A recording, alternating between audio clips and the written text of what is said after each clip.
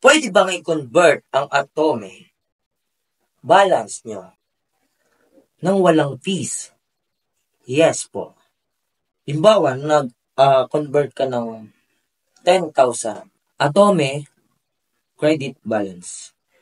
So, 10,000 din po yung matatanggap nyo sa GCash or Maya. Pwede ding bank transfer. Paano? As a trader, hindi ko po siya binibigay ng libre. Bali, ibibigay ko to as a subscription. So, magkano yung babayaran? 50 pesos.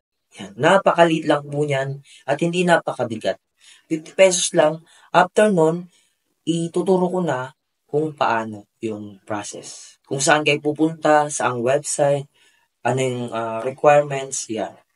Lifetime na po yun. Magagamit nyo. Kung sakaling offer ulit kayo sa Atome, pwede nyong balikan yung method na yun o yung website na yun para mag-convert uli ng Atome balance. So, ano yung process sa pagbabayad? May ibibigay po akong payment form na kung saan doon kayo magbabayad. Yan. Bali, mag-upload kayo ng file, which is yung receipt. Katunayan na nagbayad kayo sa akin. Saan naman kayo mag-e-inquire kung tapos na kayong magbayad, no? Saan nyo naman ipapakita? Ipapakita nyo sa akin yan, sa aking verified Facebook account. So dito, hindi nyo na kailangan pumunta sa mga traders na may mga transaction fee o service fee na malalaki.